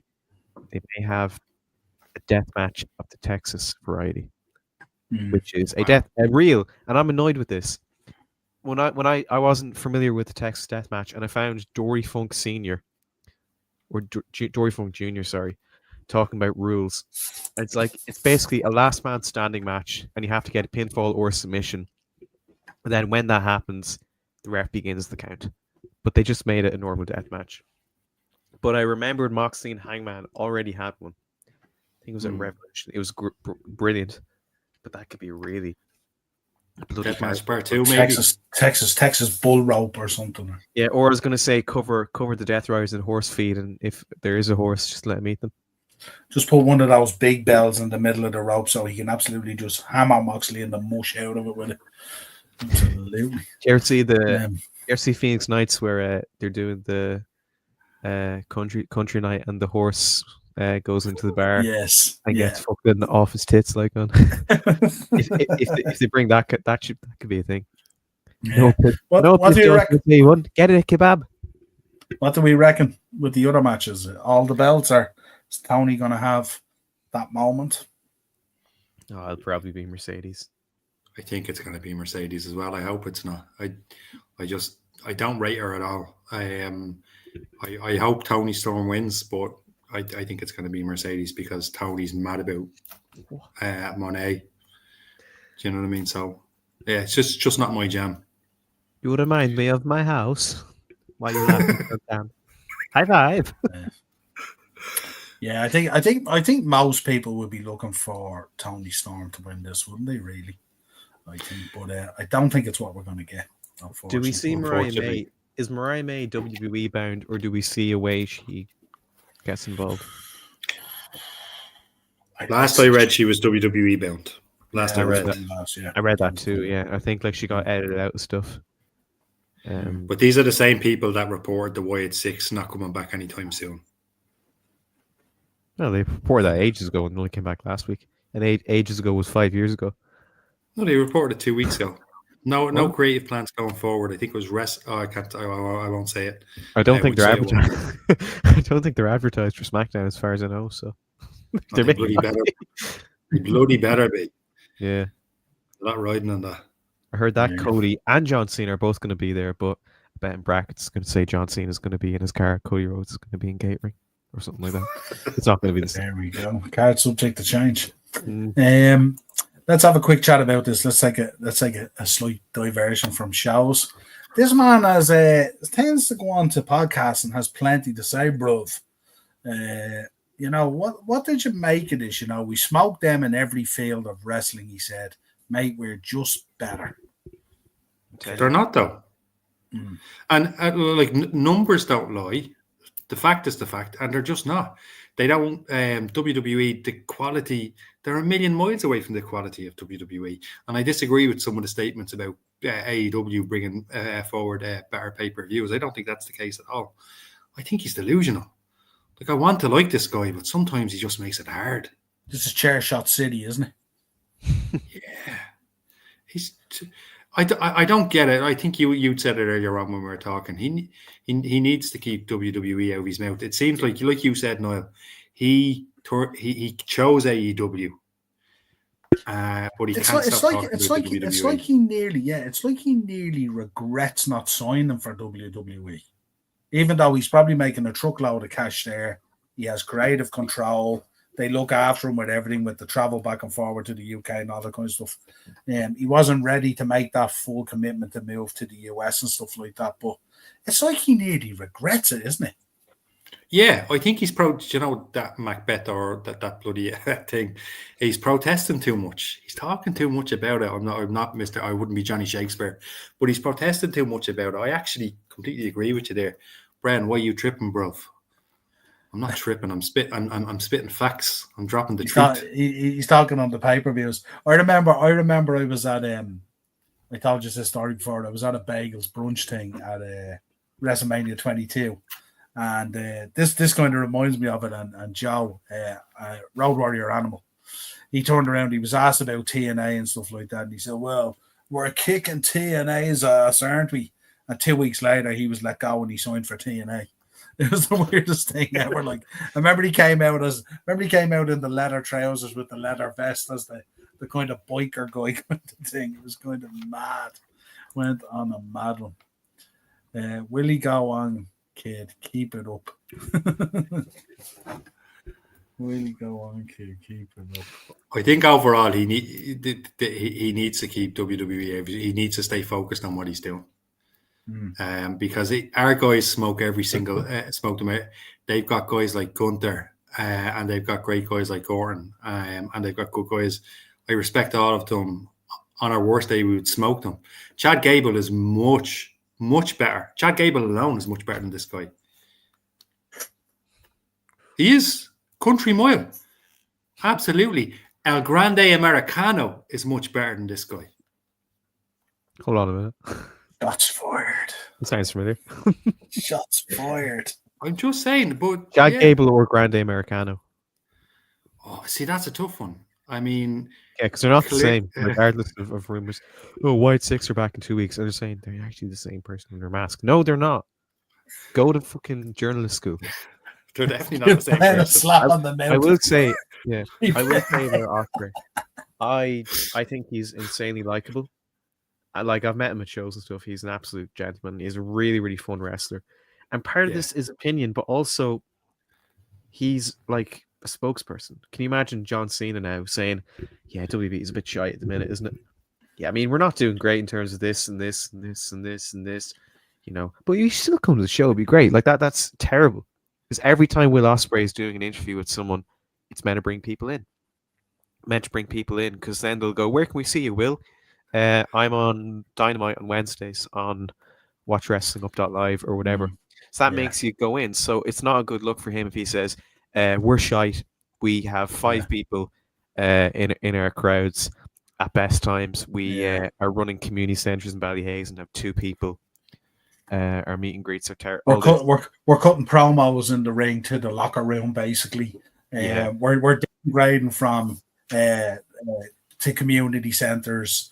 We're going head to head with NXT, which is, if we'd like to say it, not necessarily, we're not going to downgrade it, but the third brand. Yeah. No, like we're kicking people's ass, all right. But he has to wouldn't give. mind. Yeah. Go on. Sorry, Brian. He has to give a good showing of himself and the company. And I enjoyed Double or Nothing more than I enjoyed Saturday Night's main event. But even then, I think he's putting his foot a little bit in his arse. If he just said, "Oh, we had a really good show. I think we're doing really well," whatever, that'd be fine. But him saying like, we would smoke when I don't know. I think but you can't really, as a comparison, we can't compare their big show to our nostalgia trip. No, but he sounds like a flat earther. Do you know what I mean? He's like the earth is flat, but we can see it's not. We can actually see it's not. So that's what he sounds like. But that's the comparison, though, isn't it? Like we can see it's not, and he's like, no, it's 100% no. It's comparably, it's not about. But you're right, WWE is far too big, which is all the more reason they shouldn't be anywhere near his mouth. We fans all around the world, bruv. Yeah. And look, I would say, Sean, that like I got to see him at OTT, and he comes across as a great guy, 1-to-1. Could have great little promo and at the heck end. Of His an match athlete. was deadly. Yeah, I was there. It was wonderful, and I think one of the first shows I went to, actually, no, the first show, he was on that. He was one of the only few people doing merch at the end of it, and me and my brother got to talk to him, and he was so humble. Yeah. So I'll always love and give my props and respect to Will Ospreay as a person. But at the end of the day, we beat them in everything. Raw was in a big arena this week. Dynamite 2 weeks ago was in a theater. Yeah, I told you about the story outside the Philadelphia Hotel in New York, did I? When WrestleMania 35 with Dano. Dano isn't in the chat, but if he isn't, he's probably going to listen back anyway. But we walked out of the hotel to head to WrestleMania 35, and Will comes walking down the street towards us with beer. I think it's his wife now, wasn't it, at this stage? I think, or partner or whatever. So, and but we were heading to WrestleMania 35, and you were walking along Manhattan, and we bumped into Robbie Lawler from the UFC. Loads of people know, but we bumped into him, and he goes, "We all had wrestling shirts on." So obviously he turned around and says, "Hey guys, what time does WrestleMania kick off at?" And Dino was so sharp. Dino turned around and says, "It doesn't matter, bro. You're not on the card." And just kept on walking, never missed a beat. And Dino, it was so smooth. And this lad just walked off, head down into the hotel. But it was one of those quality moments. Horrible. Absolutely. It was probably don't just worry about it, bro. with you. Yeah, don't worry. Probably about setting it, back about 5 years now. Tell you, cutting these wrestling fans, cutting. If he worked for WWE, he could say we're shite. We had Johnny Ace running around like Joe Exotic in a gay bar.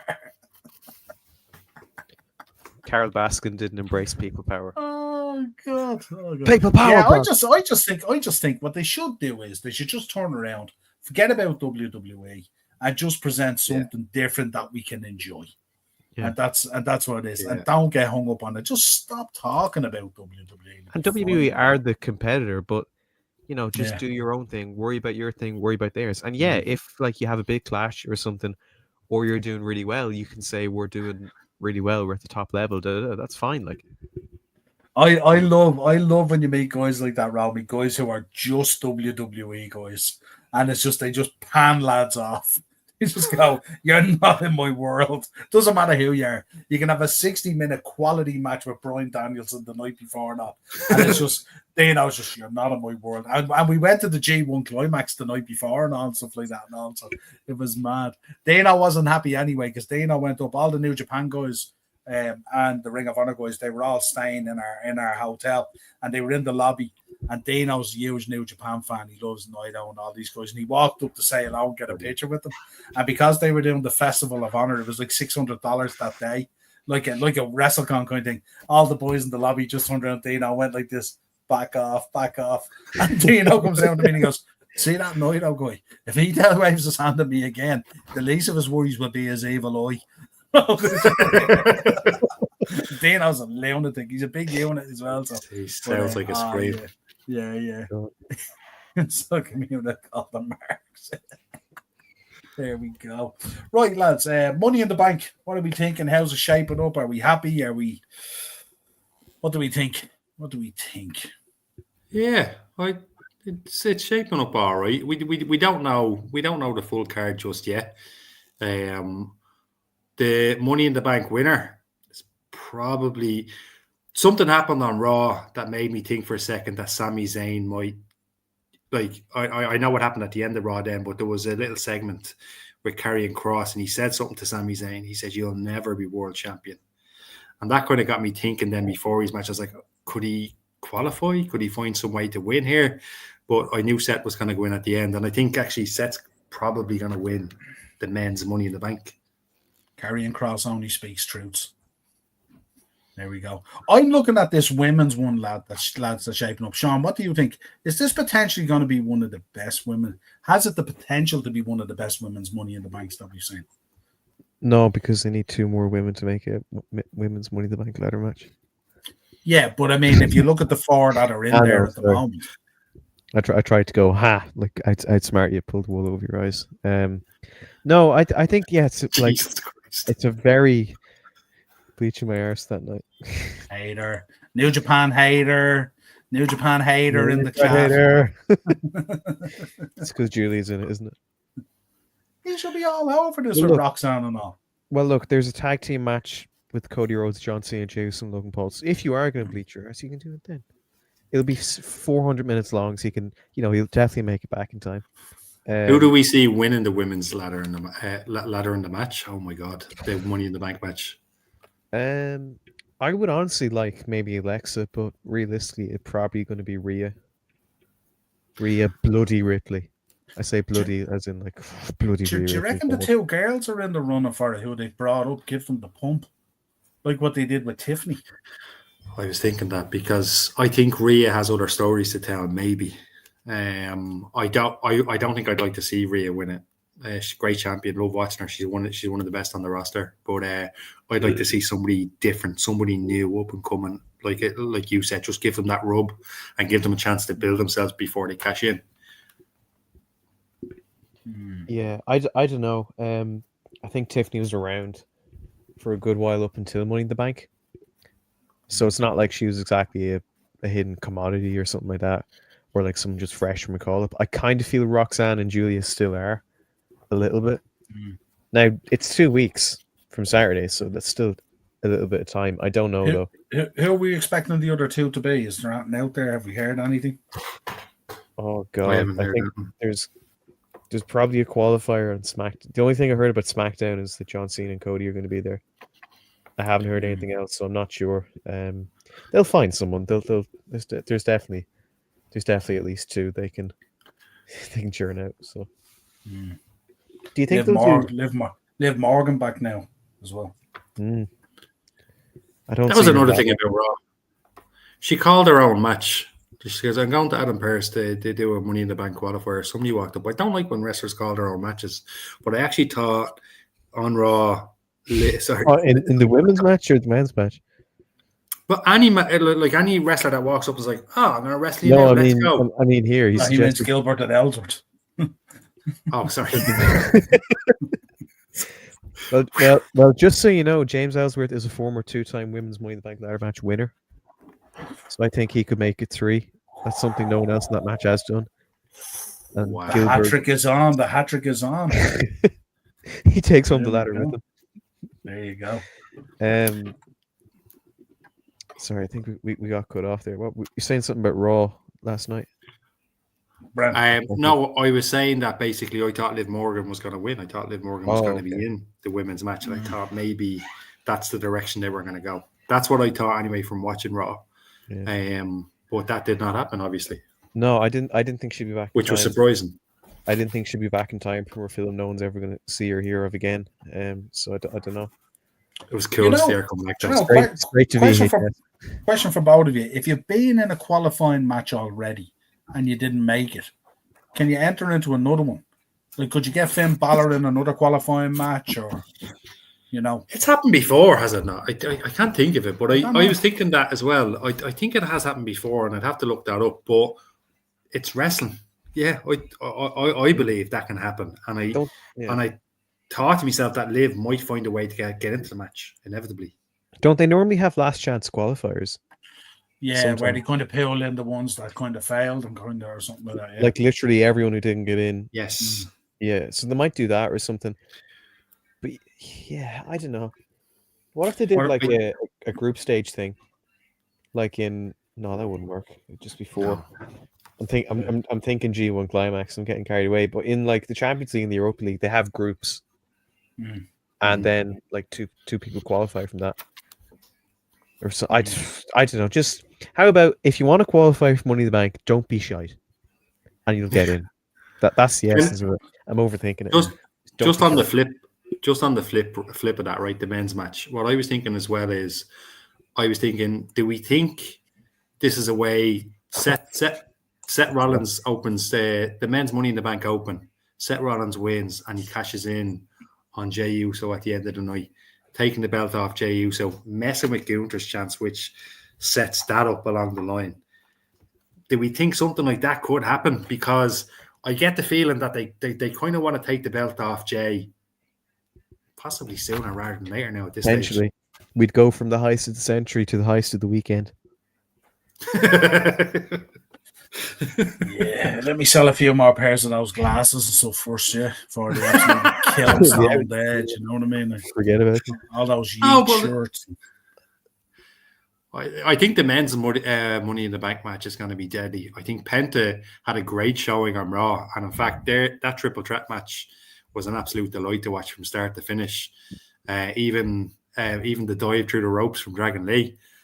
Holy shit, it was deadly. The whole thing so impressive, isn't he? And the impressive thing, like what we spoke about earlier, the camera work is so good. Because that Dragon Lee spot, you didn't even see it, you just hit him and it was right in shot, it was so good. So good. Came out of nowhere. And then of course we alluded to it earlier on. We're probably gonna go into Raw actually, are we? We will be, yeah. Yeah, well then I'll shut up and leave it there. Yeah. Until we get into it. Jey Uso as champion is like a kid with a Fanatics replica belt. I'm okay. You'd be doing well if you're a kid and you have a replica belt. I love those kids. Those kids.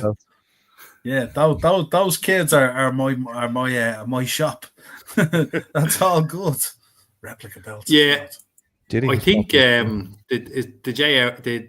I'm glad they let Jey Uso run with it. I'm glad they did that. Because look, it wasn't a terrible thing. You know what I mean? And the Yeet movement's pretty good. It's just when we talk about his promo, we'll talk about it in a minute. There's just some limitations there. Yeah, the sore throat bit just before the Yeet bit now is getting a bit taxing, isn't it? Excuse me. Yeah. Yeet. It's like he's nearly having a moment or something. We'll get into talking about Raw in a minute, but let's talk about this Worlds Collide. Quite excited for this one, lads. Was there a spoiler today? I didn't see anything else so far, but there was something. Do you know what I'm alluded to? There's something about the title, wasn't there? The AAA. Yeah. So apparently, Alberto. Yeah, they've spoiled Alberto dropping the title to El Hijo. Good. Yeah, imagine. If Del Rio was here, we would really be getting closer to that League of Nations reunion, wouldn't we? Movement is worse than taxation. I think that Yeet word, I hate it. But you don't like Fiend, you don't like Yeet. No, what else? I am old man yelling at a cloud. That's what I am. I'm that Simpsons man. I'm young man sitting beside old man yelling at said cloud. You're the guy when Jey Uso wins the belt, you go back into the hedge like Homer. I was watching it with my mom and I didn't want to smash the TV, so I just said, it's not what I wanted. Never mind. Good night. Door closes. Shoo. Glass coming out the telly. I don't know. That's a statement. Let's see. But this is a really good card. It's very good. His entrance. I think June 7th we're in for a treat. Yeah. Between that and Money in the Bank. It's going to be a great solid night of wrestling. I do really like that Vikingo Chad Gable is just, that's going to be awesome. And maybe down the line we could get a Vikingo El Grande Americano match. I hope so. El Grande, I believe, is still on his tour of Mexico, I think. Oh, I okay. think so. I haven't read up on it, but I haven't read up on the results, but I heard it's the highest grossing tour of all time. This is what I'm hearing. El Good, Grande. geez. Here you go. Well, why wouldn't WWE cash in on that and bring him to their new crossover with the? I mean, he must be a really fucking hard guy to get a hold of. He is. Yeah, like he's got dates everywhere, like so. But no, this will still be really good. And 8 o'clock on YouTube. I'll be in France, so it'll be 9 o'clock on YouTube, and I probably won't have Wi-Fi. But it'll be wonderful, and Money in the Bank as well. A few hours later, it's like Christmas. Yeah, not quite. Another busy week for us. Logan Paul, Jey Uso, John Cena main event. Maybe not exactly, but it looks fun. Right, a most unusual situation that happens on this show, but Raw at the tail end of the show nearly, as opposed to at the start. What did we make, lads? Talk to me about Raw. Talk to me. Solid enough. I thought this was absolutely solid. That's the word that came to mind. The triple threat at the start. Can't speak enough about it. Actually, there was a promo at the start, which is where they tried to explain Bronson. He said he beat Seth that bad that Seth is altruistic enough to take him on board, which is very good. Bit more explanation. Sean going to bring me back some frag legs and a baguette. Yeah, and I've never actually seen. I have never seen berets or frog's legs in France. It just gives me an excuse to have outdoor showers and eat shit tons of bread. Oh my god, it's glorious. Happy days. I remember there's a theme park across the road from the campsite that I'm staying at. We stay at it all the time. But they had a game where you get a fishing hook and you pick up a shopping bag and there's something in it. So they had like PS5s, Nintendo Switches, air fryers, iPhones, all this shit. Do you think I won any? What kind of air fryers? I think one with the button on it that you can plug into a wall and make. But I ended up getting sex handcuffs with fur on them. Wow! And my parents made me throw them away. Not just thinking I could put it into my backyard, trampoline wrestling fed. Do an angle where handcuff someone to. That'll be a banger one. Put it in Bob Patterson's red train. No, I've never seen never seen them in France, but I've heard that people say they taste like meat with a faintness of fish. I want nothing to do with them. I like all those things, so I think I'd like frog legs. No, I don't understand fish, so I won't eat them. Do you only fish? No, I love fish. I wouldn't go as far as frog legs now, but I do. Yeah. So what do you do when you're on the beach and everyone's having fish and chips? Do you just eat sand? I guess no. I do what a real man would do. I get a dinner box, 3-piece and chips, no vinegar, just salt and a curry dip. No vinegar either. No, I can't stand vinegar. Vinegar is for weirdos. I won't have it. You're dropping a lot of hot takes tonight, you know that. You're dropping a lot of hot takes. Listen, it drives me a bit mad, so I leave it there. Travis Scott leaves wrestling forever if you drink a pint of vinegar. Yes or no? Do you do it? Give me that vinegar. Yeah. I'll drink 2 pints of vinegar. Hell yeah. Right. So yeah, no. Look, getting back to Raw, the promo was really good. The triple threat match, I think, should be studied by the likes of a few wrestlers will say, and I think Rusev and Sheamus looks deadly, doesn't it? When Sheamus came down and they had that face off, I thought that was really cool. Yeah. What did we make of the main event, folks? The qualifier. Finn Balor last week picking up a win. This week, the subject of a pin. Takes the pin, eats the pin. Reality. Dom thrown in the chair, eats the curb stomp onto the chair, gets pinned. I think we're looking at the end of Judgment Day. I think it's safe to say, I hope we're looking at the end of Judgment Day. I think Finn Balor needs to be repackaged if they're going to move forward. And I think he just needs, he needs something different. He needs a refresher because the stuff he did in that match was brilliant. He's flawless. He's brilliant. So they need to refresh him and push him to the moon. But Judgment Day need to go.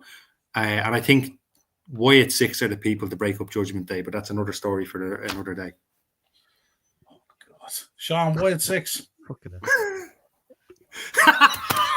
Not the one That to was break SmackDown. But I don't. That's not a horrible idea. I will say I think Finn and Dominic are secretly trying to one up each other. Do you remember? Was it Raw? Or I can't. No, it wasn't Raw. I think it was actually Backlash. Dominic and Penta, and Dominic was calling for Finn to throw him in a chair, and Finn threw it in so far to the point where it was in the middle of the two of them. So there's no way he could have used it. And in this match, Dominic threw the chair right in the middle of Finn and I think it was Sammy or Seth. That's Seth. right. I think Finn Finn looked like he was having a field day during Raw. Yeah. Every time, because obviously it was there was a couple of moments in the clubhouse where it was a bit for Dominic. And when the camera pans in on Finn, he's having the time of his life. And that was deadly. That was good to see as well. Well, I don't think he's as smart as he thinks, because there's a lot of other shit going on. I will say, I like the yellow gear. Black and yellow looks good on Finn. I'm happy he's gotten rid of the yellow mask on his face, because when he wore that in Mania, he looked like Banana Man from the Beano. Like it also looks weird now. Yeah. Banana Man. Like he looked awful. I'm wearing a mask now. What did we make of Lyra and Becky, the cutting promo? I don't think Becky got the good end of the deal. Her thing is, if you win, I will never challenge for the belt again. That's big. And then thing is, you have to hold my arm up. That's way better. I'd much rather do that than risk never. And again, Lyra's promos are a bit, but I will say her one-liners, her comebacks, I think were great. Becky's like, oh, and instead I went home with my hot husband, and then she said the hot husband is the only good thing about you. And then when Becky said her thing about, oh, you'll have to raise my hand, and then Lyra said, I have no problem raising hands with people who are better than me. It's just never been you. Like that was it was right very Days of Our Lives. Yeah. Well, yeah, it was like that. But the issue is, and it's not necessarily a Lyra problem, as it is not even a Becky problem, a WWE problem. Becky is still really cool and likable. And the fans, I don't think, the fans are very, just like the man of old, the fans are very hesitant to boo her. Even when Lyra, was looking well, and I mean, in her matches, like looking well and saying really good stuff. Now, she did mock LJ Cleary again. He is a beautiful man. Yes. He lives a beautiful life. He has the best hair on the planet. And he's a great wrestler, lovely guy. So no LJ Cleary slander. Thank you, Rebecca Knox. But no, this is a really, really good promo. I will say I wasn't overly excited for the first match, and I ended up really enjoying it. Not overly excited for this match. So hopefully it'll be the same, where I don't have too much expectations and it ends up being really fun. But do we see this? And Becky made a very good point. The first time they wrestled, Lyra won with a roll-up. Second time they wrestled, Lyra won with a roll-up. Do you think she does it again a third time? Does she A, beat her clean, as in like with a finisher and then a pin, or does she not win at all? I suppose it depends on what they want for Evolution, doesn't it? Yeah, I think I've heard initial talks as Bailey and Becky for Evolution. So that could probably be for the belt. So in that case, they probably would have Becky beat Lyra. I don't know. Then we'd have to see. We'd have to see Becky go over again. It's going to be very interesting to see what they do with Lyra when she does drop the belt. Yeah, it's going to be interesting. It'll make or break her, because this segment to me I actually think it was Lyra's weakest showing on the microphone. I love watching them two go at it, but it wasn't that great this week. I found it very, as I said there a few minutes ago, very Days of Our Lives. Those axles clashing is like two trucks clashing into a petrol station that's already on fire. Yeah, big up Keith. Yeah, the three-way match was very, very good. Very, very good. Yeah, fucking hell, that botch. I don't think we mentioned it, but there's a bit in the three-way where he had Dragon Lee up for like a gory bomb, and then he hooked Chad Gable for like an underhook suplex. And I don't know if it was intentional, but he kind of buckled. So he got the gory bomb fine on Dragon Lee, if a little stiff. Chad Gable got dropped right on his forehead. Yeah. It was nasty. Looked rough. And thankfully, it wasn't that high. So, like, he didn't get seriously hurt. But that could have been, that could have been way worse. I think he should have just done the gory bomb or the double underhook power bomb. I assume that's what he's going for. But no, it shouldn't have been both. Yeah, Keith, I think that alludes to what Sean was saying there, that like with Becky, she's still kind of a very loved heel kind of thing, so it's difficult if you're trying to win that crowd over, especially with Becky's history and stuff like that and all, Tough one. Lawyer couldn't connect a Connect 4. Never mind fans. She could definitely beat you in Connect 4. and you wouldn't have to pay £100 to be your friend. Anything else come out of Raw that you liked or noticed? We're gonna have to come up with a name for Heyman's group, aren't we? I thought I heard Seth call them Division, but then it wasn't mentioned for the rest of the show. That's up there. He said, yeah, and then the online people are calling them Dangerous Alliance too until they get an actual name. But yeah, they're going to need to brand them with something. Are we going to eventually going to get that Roman Reigns moment out of Bronson Reed at a table? There is no way. Roman Reigns is not showing up. Do you think he's going to show up to Raw in May? You shitting me? Come on. Roman Reigns is in Street Fighter. Still on that yacht from Stephanie's Places. Is he? In Street Fighter? He's going to be in Street Fighter. Well, as himself? No, the new film. I've heard that he's hired for Street Fighter, for a new Street Fighter film. And also as well, who's pushing for Zangief? Aquaman 20. I think Rusev would be a great Zangief. God, can you imagine? No, it wasn't Rusev. It was what I forget his name. The Monster of Men. Imagine Ryu versus Roman in Bloodline Rules. Heyman's Rampage. Jesus. I'd love if Heyman literally called them. You can't say that in 2025. Yeah. We are the Dangerous Alliance. Two. Whips out the big, huge phone again. Like when Backlash used to be called WrestleMania Backlash, I used to always say, "Welcome to WrestleMania." This is Backlash. Doesn't quite work.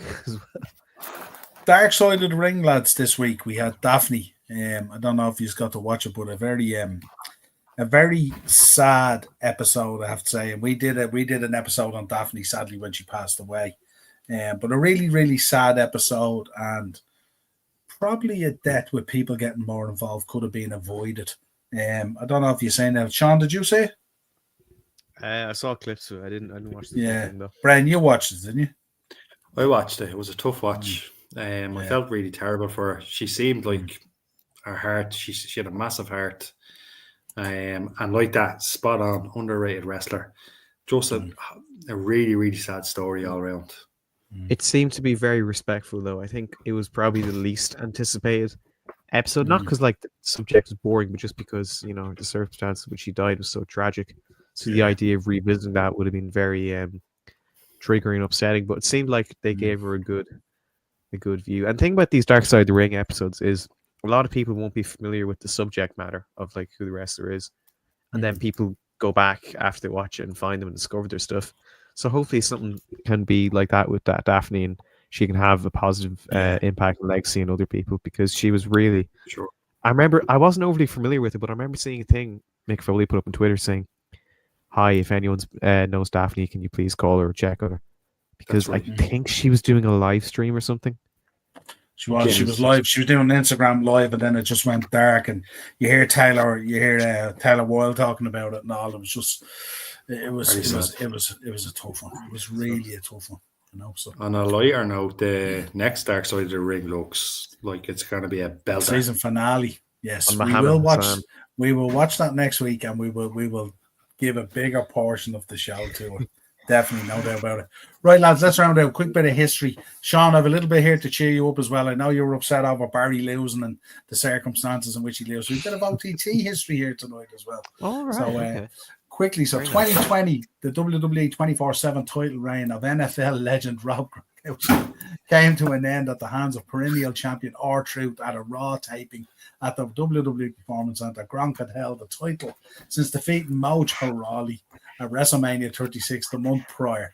So there you go. So You can't make me happy. Yeah, you can't make me happy advertising OTT history and then say on this day Rob Gronkowski lost the 24/7. Well, what I was doing is the week in which R-Truth lost. This was the week in which he won. So there you go. And when Gronk lost, the title was retired shortly after. I'm not insinuating anything. 1996, during WCW's first ever 2-hour Monday Nitro, all the Nitro episodes before were only 1 hour long. One of the most impactful debuts in wrestling history took place in the middle of a match between the Mauler and Steve Dahl. Scott Hall casually hopped over the guardrail and cut a promo in the ring, saying to the crowd, "You people know who I am, but you don't know why I'm here." And the rest is absolute history.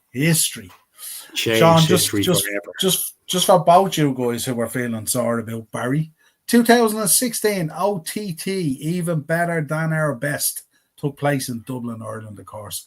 Be Cool and Sammy D won the OTT tag team titles after defeating Bonesaw and Damien Corvin. That pop was insane.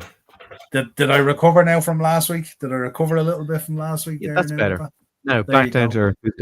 Yeah, 2014, the first ever NXT takeover was held at Full Sail University in Winter Park, Florida. On the show, in the main event of the show, Adrian Neville defeated Tyson Kidd to retain the NXT championship after hitting him with the red arrow and getting the 3 count. Yeah, current NXT is cool, but they will never come close to takeovers. Those ones are unreal. 2000, at a taping of WCW Thunder in Napa, Idaho, Chuck Palumbo and Sean Stasiak defeated Chronic, Brian Clark and Brian Adams to become the WCW World Tag Team Champions. Tonight, lads, I have a festival of birthdays, but I'll run through them quick because I know we're on the clock. Natalia, 1982. Rest in peace, Ashley Mazzaro, 1979. So tragic. Eric Bischoff, 1955. Seth Rollins, 1986. The once voice of TNA, but now in WWE. Jeremy Borash, 1974. The voice of LFG. Shaz Warrington, better known as Headbanger Mosh, 1969. Samu, 1963. Takeshita, 1995, celebrated his birthday this week, along with Rich Holland, 1988. Hornswoggle, 1986. Wow. The man we spoke about last week, Sean Brian Kendrick, 1979. Man with and a birthday, apparently. Steve Carino, 1973. A man who I did a lot of dancing with in the Tree Arena, No Way Jose, 1988. What a man. Back into legendary status here, folks. 1955, Jake the Snake Roberts. 1990, Montez Ford. And obviously another sad one, 1967, Vampiro. There we go. Do you know what I got that? I'm older than Hornswoggle. I'm older than Seth Rollins. And I don't want to talk about it. You're younger than Headbanger Mosh. You're younger than You're younger than Eric Bischoff. Fair enough, yeah. You're probably younger than Jeremy Borash. He's born in 85. Did you say 95 was Montez Ford? Montez 1990 Ford. was Montez. 1990. Oh, 90. 1990. Yeah. He's 14 years older than me. Yeah. He's ahead of me by... No, he's 35 this year. What age are you now, Sean? 21. I am genuinely 19 years older than you. The year Montez Ford was born, I was doing my leaving cert. Oh, my Lord. What were you doing in 2004? I started my first real job.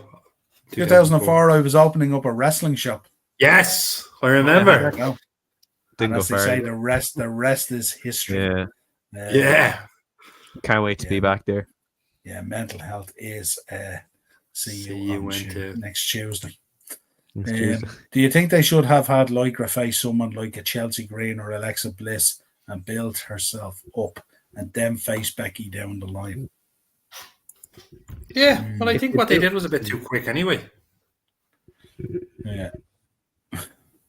Mojo Rawley, fuck wild that was. Was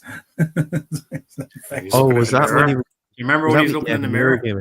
Yeah. Oh man, that was Frodo Baggins Neville. The first wrestler I ever met was him. Pac. Man, Neville? he was very nice. Oh, Very yeah. scary. Very nice. Yeah, absolutely. Eric Bischoff had his birthday with Linda McMahon. Jake the Snake with the snake between his legs at Legends of Wrestling. Jesus. And when he got really drunk at the JCW show. That was bleak. But that documentary they made on him with DDP getting him back was incredible. So I really Jake the Snake came over to Dublin in 2002. That's right.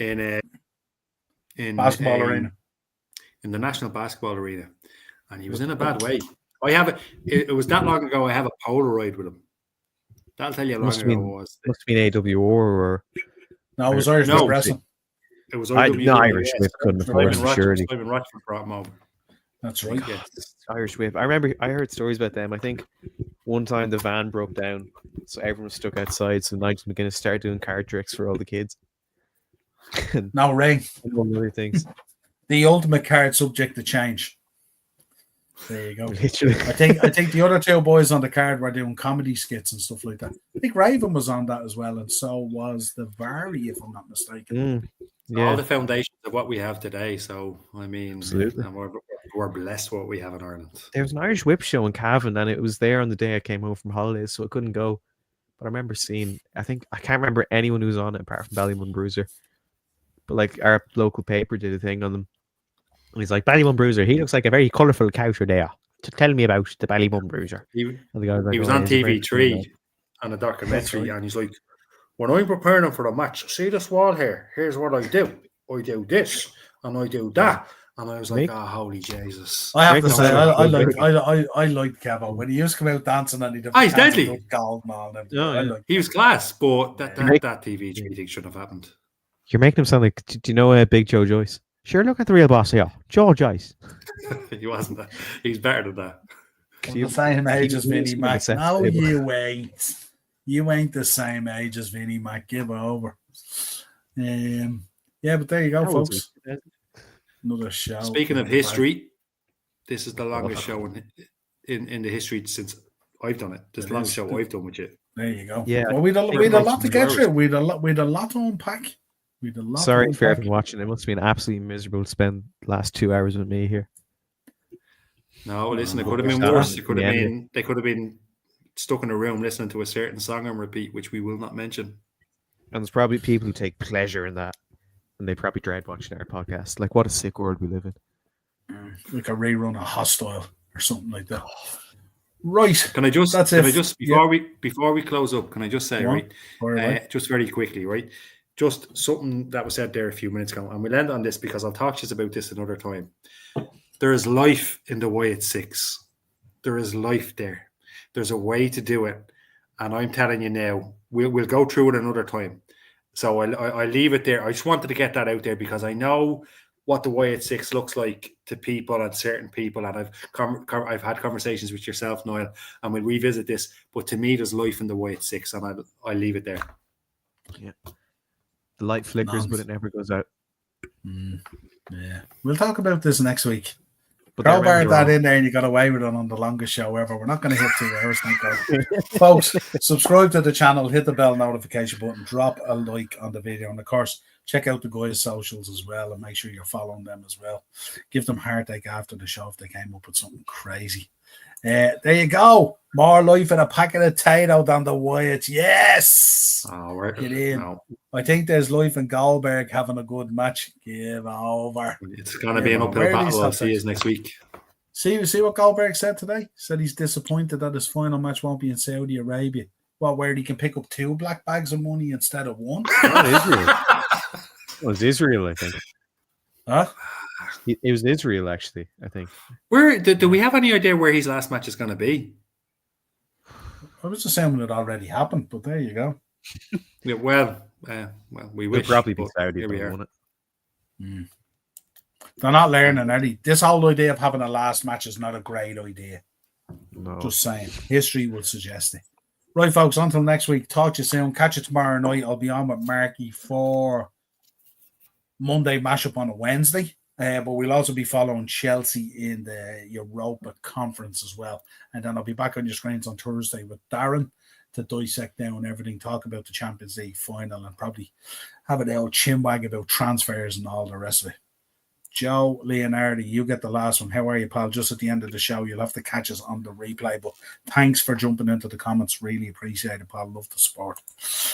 Until next time, folks, we'll catch you next week. Same time, same place, same banter as always.